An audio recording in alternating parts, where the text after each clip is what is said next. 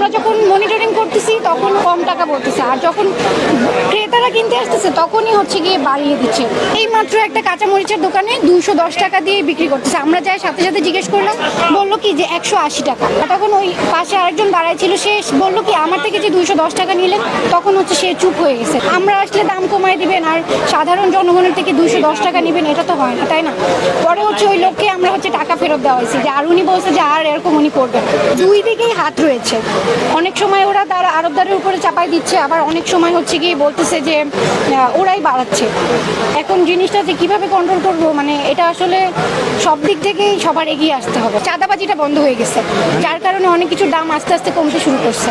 আসলে তো বাজারে মানে মূল্যটা ঠিক রাখা উচিত, যে আমরা চলে গেলেও যেন দামটা না বাড়ে।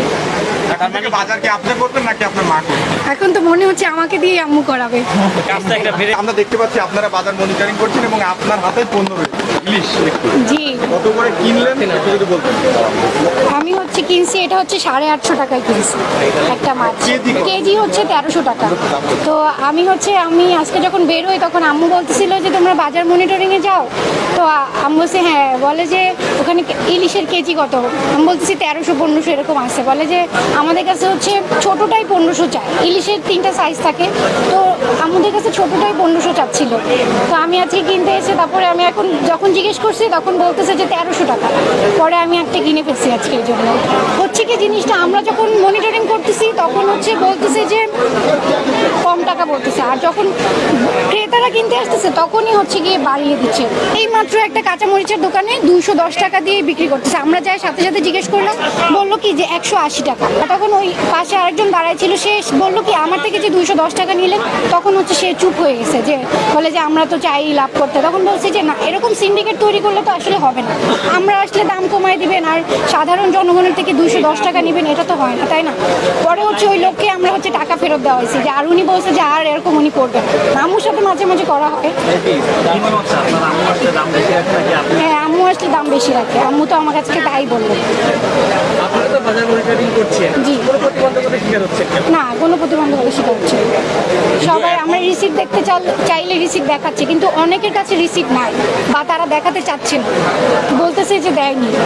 এই যে চড়ামূল্যে বিক্রি করছে, এটা কি যারা আড়তদার রয়েছেন নাকি যারা খুচরা বিক্রি করছেন? দুই দিকেই হাত রয়েছে।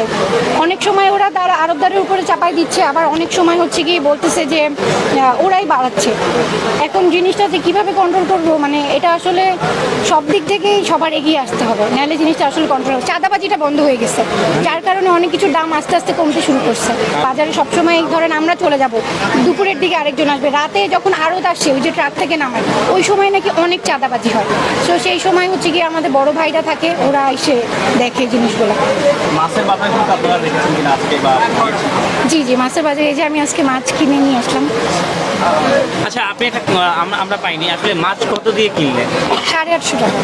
মানে আপনার কাছে কেজি কত নিয়েছে? 1300 টাকা। আর এমনি হচ্ছে চায় 1500 টাকা চায়। আমি যখন আজকে বের হচ্ছিলাম তখন আম্মু আমাকে বলে যে তোমাদের কাছে ইলিশ মাছ কত চায়।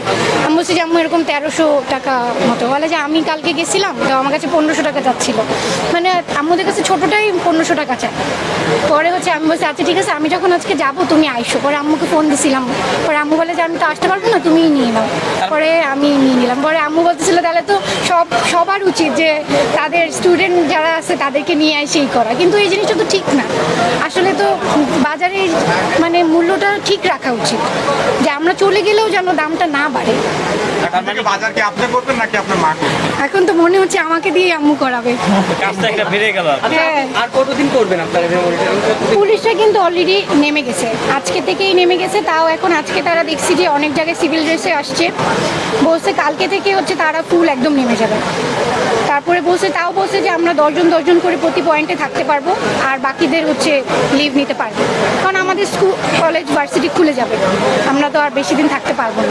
স্টুডেন্টরা যে বাজার মনিটরিং করছে তারা কি আসলে বুঝে, তারা কি করে এই বিষয়টা কি বলবে? এই জিনিসটা বলতেছি যে আমরা হচ্ছে কি রিসিপ্টটা দেখতে চাচ্ছি, তারপরে হচ্ছে গিয়ে অনলাইনেও হচ্ছে গিয়ে একটা ওই যে ভোক্তা অধিদপ্তর থেকেও একটা লিস্ট দেয় প্রতিদিনের, যে কোনটা কত টাকা, সেটা আমরা দেখে আসি।